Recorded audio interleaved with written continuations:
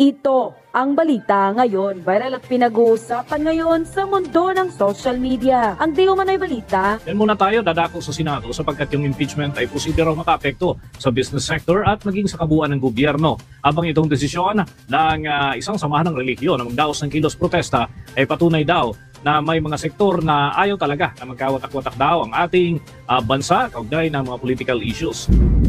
Posibleng makaapekto sa business sector at pamahalaan ng impeachment ayon kay Senate President Francis Chis Escudero. Una rito, naghain ng ilang sektor na ikalawang impeachment complaint laban kay Vice President Sara Duterte dahil sa muling pagtaksil sa tiwala ng publiko, panunuhol at iba pang matataas na krimen tulad ng plunder. Sa pulong balitaan, sinabi ni Escudero na anumang politically divisive issue sa isang bansa, palaging makaapekto ito sa kumpiyansa ng negosyante at sa normal na takbo ng pamahalaan. Ngunit sa ngayon anya, ay kampante pa rin ang economic managers ng bansa na hindi apektadong sektor ng pagninegosyo dahil usap-usapan pa lamang ito. Imposibleng maapektuhan, pero ayon sa economic managers sa ngayon, dahil nga hindi pa naman natutuloy, puro chismis at usapan lamang naman to, sa anumang politically divisive issue sa isang bansa, palaging makakaapekto sa kumpiyansa ng negosyante at makakaapekto palagi sa yung pagtakbo ng pamahalaan dahil iba naman talaga ang galaw, kilos at salita kapag nagkalinyahan na ng kampihan ng pula at puti. Malaking hamon naman daw sa lahat ang nangyayaring gulo sa politika. Challenge sa ating lahat ito. Lahat ng opisyal, kabilang na yung mga opisyal na involved, pabor man o kontra sa administrasyon. Dahil siguro naman walang opisyal ng bansa na ayaw maging maayos ang takbo ng pamahalaan at ng bansa. Wala ring ordinaryong Pilipino na gustong magkagulo ang ating bansa. Ang desisyon din anya ng Iglesia ni Cristo na magdaos ng kilos protesta bilang pagsuporta sa sinabi ni Pangulong Ferdinand Marcos Jr. na hindi pabor sa impeachment ay patunay na may mga sektor sa lipunan na ayaw nila na mga aktibidad ging dahilan ng pagkakawatak-watak. Marahil patunay na ayaw nila tulad ng maraming Pilipino na magkawatak-watak tayo kung kailan maganda na sana ang takbo ng ating bansa. At marahil posisyon ito na hindi dapat madiktahan ng isa, dalawa o tatlong tao kahit pinuno pa natin sila na magkahiwa-hiwalay o magkawatak-watak tayo. Obligasyon ng bawat Pilipino tiyakin at hanapin yung nag-iisang daan na pwede nating pagkasunduan at pagkaisahan sana. Imbis na pilit natin hinahanap yung pag-aawayan natin, pagkakawatak-watak natin at hindi natin pagkakasundo-sundo. Sa oras na dumating sa punto na mapatalsik ang Vice Presidente, ang rule ayon kay Escudero ay magtaga-Senado at Kamara na pwedeng pumalit. Kailangan 40 anyos pataas, kaya pasukan lahat ng senador. Ngunit sa Kamara ay hindi lahat pwede dahil may mga hindi pa 40 anyos na kongresista. Muna tayo ng mga update dyan sa Philippine National Police dahil ang hanay ng mga pulis nakahanda raw sa ikinakasang mga rally, kagaya ho ng aktibidad ng Iglesia ni Cristo para naman doon sa issue ng impeachment at iba pang mga panawagan dyan sa kanilang mga aktibidad. Nakahanda ang Philippine National Police sakaling matuloy ang ikinakasang rally ng Iglesia ni Cristo sa iba't ibang lugar sa bansa para ipaalam sa lahat na kontra sila sa itinutulak na impeachment complaint laban kay Vice President Sara Duterte. Ayon kay Philippine National Police Public Information Office Chief at Spokesperson Police Brigadier General Gene Fajardo, gaya ng isinasagawa nilang deployment tuwing may mga nagrarally na ibang grupo, pareho lang ang ipapatupad nila sa gagawing protesta ng INC. Asahan niya ng mga ito na magpapatupad ang pambansang pulisya ng maximum tolerance. Umaasa rin ang PNP na makikipag-ugnayan ng INC hinggil sa mga lugar na pagsasagawa nila ng rally. Ipinapaalam naman ng Philippine National Police na may required na permit kung sakasakaling magsasagawa ng programa ang mga ito sa mga lugar na hindi nasakop ng Freedom Parks. Nakaready naman po ang PNP kung sakasakali nga po mapupush ko po itong binabalak nga po na rally po ng mga kapatid natin sa iglesia at wala naman po tayong special na gagawin po dito kung ano po yung security, ang deployment na inilalakad po natin kapag meron din po nagkakandak ng mga rally sa ibang grupo at ibang individual ay same pa rin po at we also expect on the end po ng INC po na makikipag-ugnayan din po sila doon sa mga lugar na paglalakukan po nila ng kanilang mga rally po. Sa ngayon, wala pang impormasyon ng Philippine National Police sa kung saan-saang lugar magsasagawa ng rally ang Iglesia ni Cristo. Pero tiniyak ni General Fajardo na handa ang pambansang pulisya na magbigay ng sapat na security saan mang lugar sa bansa. Una nang iniulat na inanunsyo ng INC na pabor sila sa opinyon ni Pangulong Ferdinand Bongbong Marcos Jr. na hindi ito sang-ayon sa mga itinutulak na impeachment complaint laban sa pangalawang Pangulo. Ayon sa pamunuan ng INC, marami ng problema ang bansa na dapat unahin ng pamahalaan at ang nais lamang nila ay kapayapaan at tutol sila sa anumang uri ng kaguluhan. Pero dahil sa banat ng Iglesia ni Cristo ngayon, tapos sana, eventually, magkaroon talaga ng isang united stand na pumoprotekta sa ating Vice Presidente, ito po ay magandang galaw.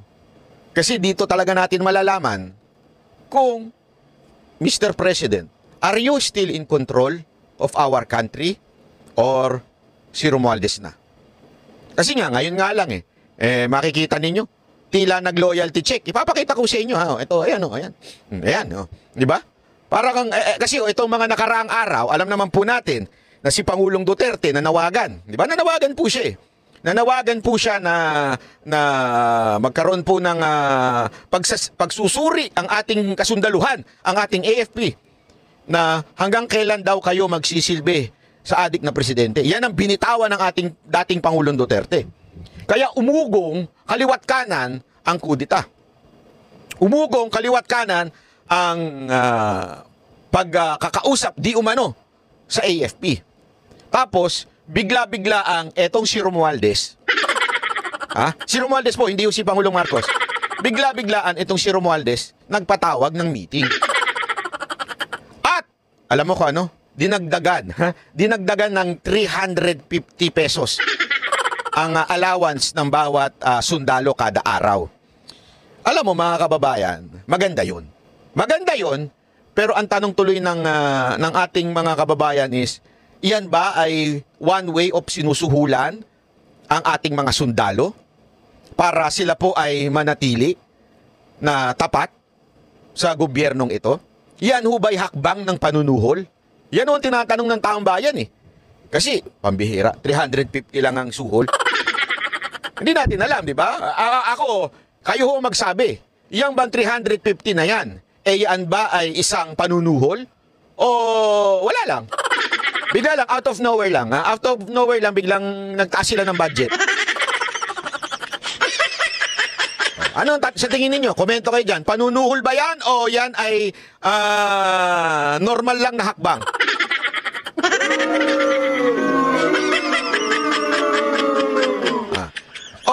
Although it is legal. Ika nga, legal naman yan. Yang ginawang hakbang na yan kasi siyempre isasabatas yan na madadagdagan ng sahod. Kaya lang, napaisip ako. Napaisip lang ako Ito, naisip ko lang. Hindi po ba ang dapat gumawa niyan at magsabi niyan ay ang Pangulo? Kasi, as far as I remember, ang Commander-in-Chief ng AFP ay walang iba kung hindi ang Pangulo, hindi ang Speaker. Although, again, dapat inaaproba ng Kamara yung mga budget, pero tandaan natin, ganito ang paraan ng pag-angat ng budget ng kahit sinong departamento. Magsisimula yan sa Department of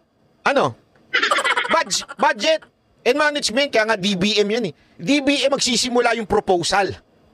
At sino mag-uutos doon sa DBM? Si Speaker ba? Ewan ko ngayon. Pero dapat nag-uutos doon ay ang Pangulo. DBM Secretary, gusto ko madagdagan ng budget ng mga AFP. Hanap ka kung saan mo mahahanap yan. Kaya nga sila budget management Hahanapan nila ngayon. Ito, sige, pag dinagdagan natin ng 350 yan, times ganito, times ganyan, magkakaroon ng ilang bilyon, hanapin natin kung saan natin makukuha yun. Yun ang trabaho ng Department of Budget and Management. Sino nagutos? Presidente. Ngayon, anong trabaho ng Kamara? Ipipresenta kayo ng DBM yun. Yung budget ng AFP. At aaproban. Lamang ng pangkalahatan. Hindi lamang po Kamara, pati po Senado. Both houses, ika nga, ia-aproban nila yon. Ang magtataka ka, isa lang ito si Romualdez. Bakit siya ang tila nagbigay ng budget na yan sa AFP? Diba? Sandali. Baka naman hindi tayo na-inform na may bago ng Commander-in-Chief. Gago! Hindi isipin nyo na mabuti yung sinasabi ko Isipin nyo na mabuti. Di ba ho? DBM dapat manggagaling sa presidente manggagaling yung budget Di ba? Tapos ipopropose. Hindi lang sa kanya Tandaan nyo, buong Kamara yan at buong Senado. Bakit siya ang namumuno? Siya nandyan. In other words, Pilipinas, hindi po niya trabaho yan. Trabaho po yan ng presidente ng Pilipinas. Unless nga, na hindi tayo na-inform na may bago ng presidente. Bago! Kaya tuloy, yung ilang mga kababayan natin, ang naiisip, ito ba'y panunuhol? Or, baka naman, loyalty check. Check pala, check. Sorry. Iba pala yung loyalty check Maging loyal ka pag may ki-checking kapalit, iba yun. Ito po, Gago! loyalty check, okay? Baka naman loyalty check to. Check as in check ha, hindi ho yun check as in check. Magkaiba yun. Okay? Iba ho yung loyalty check at saka sa loyalty check. Magkaiba yun. Unless may loyalty check talaga na nagaganap. Hindi natin alam. Wala akong alam. Pero as far as I know, loyalty check ba yung ganyang ginagawa nila? Di ba? Kasi nga, may umuugong-ugong sa tabi-tabi na nilo-loyalty check daw yung mga kaalyado ng presidente. Hindi kasi magugulat ka eh. Bigla-bigla na lang may mga ganyang meeting. Pumunta rin dyan sa Malacanang yan. Bigla-biglaan nagkaroon ng command conference. Di ba? Ito pa matindi. Para lang kung sa kaalaman ninyo kung ano nangyayari. Kasi nga, mantakin nyo if this is not important at all, tulad na sinasabi ni Pangulong Marcos, Sara Duterte is unimportant. Kasi alam nyo, meron akong nadidinig na sa pali-paligid, alam mo naman, maraming ang chismis ay may pakpak yan eh. Minsan may ek-ek din. Hindi totoo ang chismis eh. May naririnig-rinig tayo na marami daw nagalit doon sa pinayagan ng Kamara na tila minamanipula ng mga komunistang grupo ang galaw ng Kamara. Ewan ko kung totoo ito. Nadinig ko, lalong-lalo na yung kaninang wala lang kasi akong picture. Sige, papakita ko yung picture.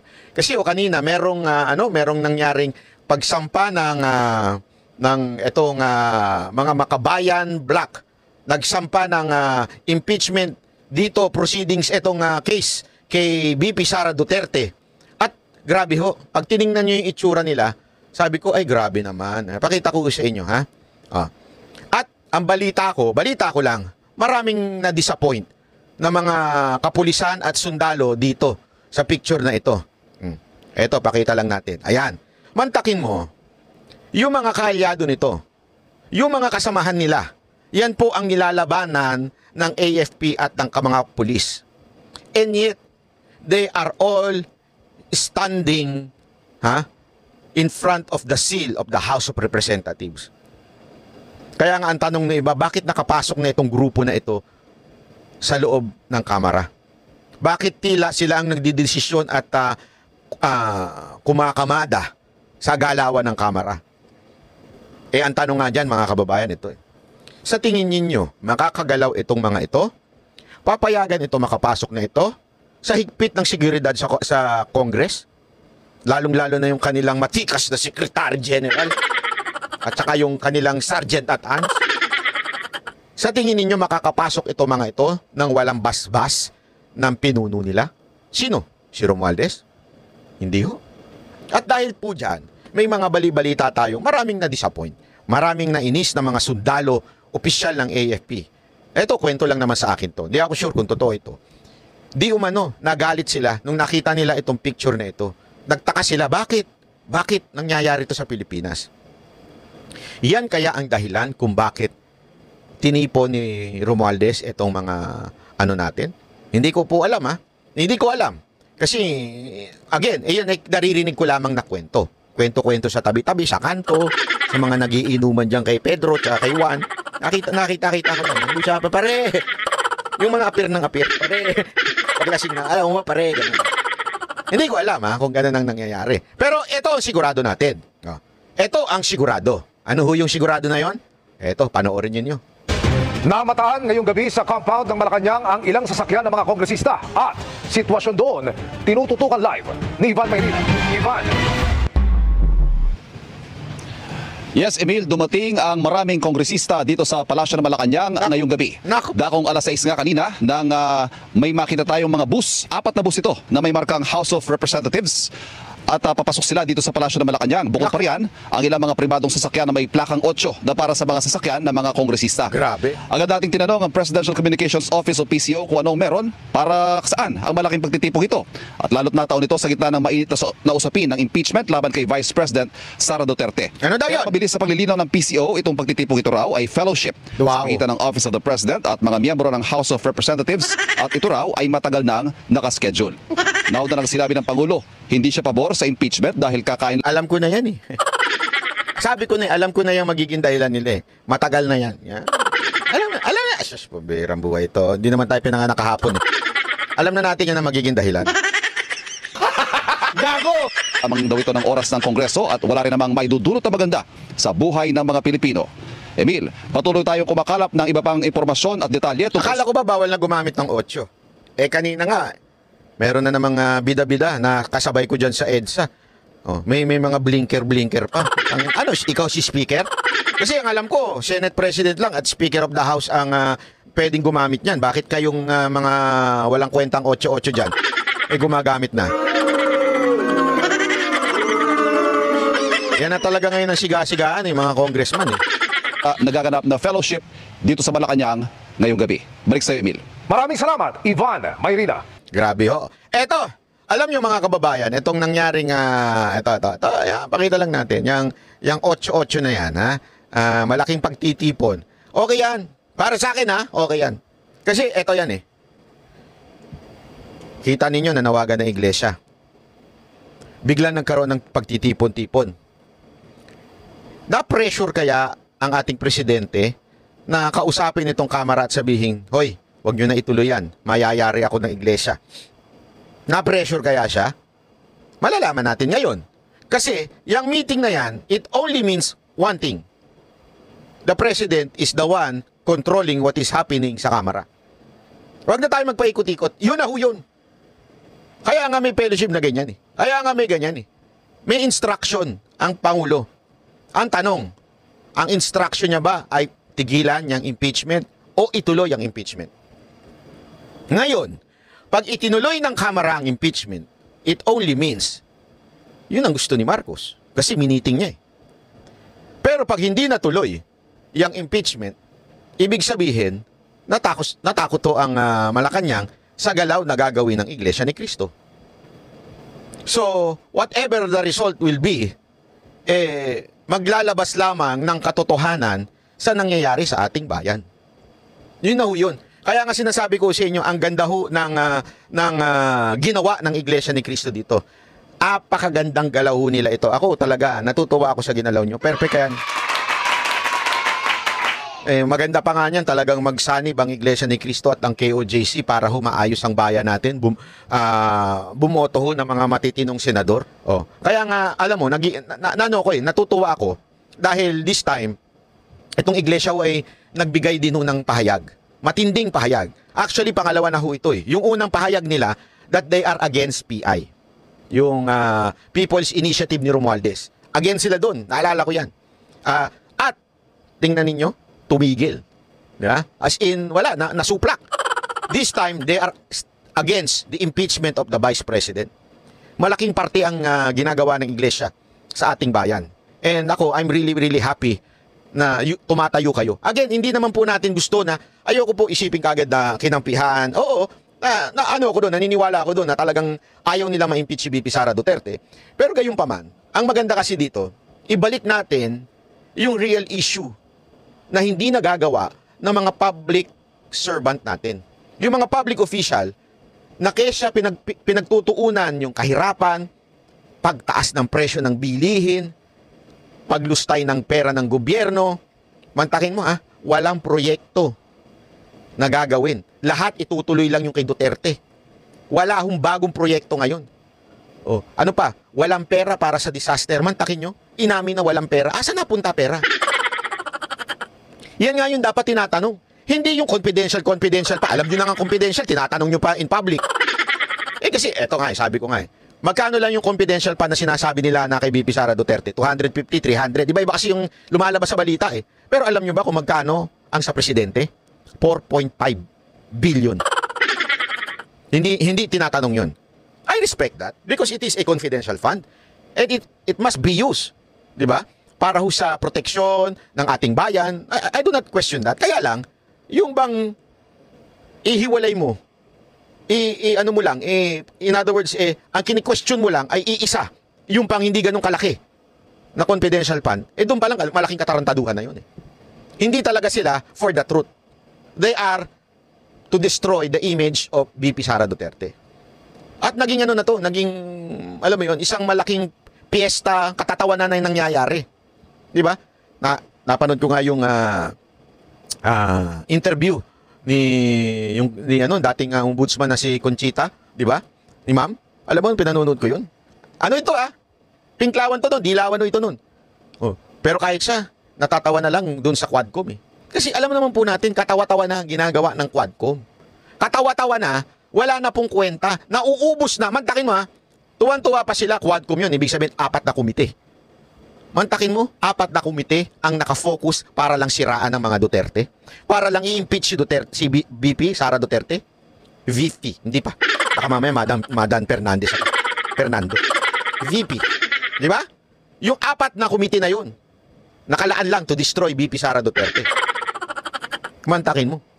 Ang laking waste of time, waste of resources, and especially waste of money just to bring down the image of VP Sara Duterte.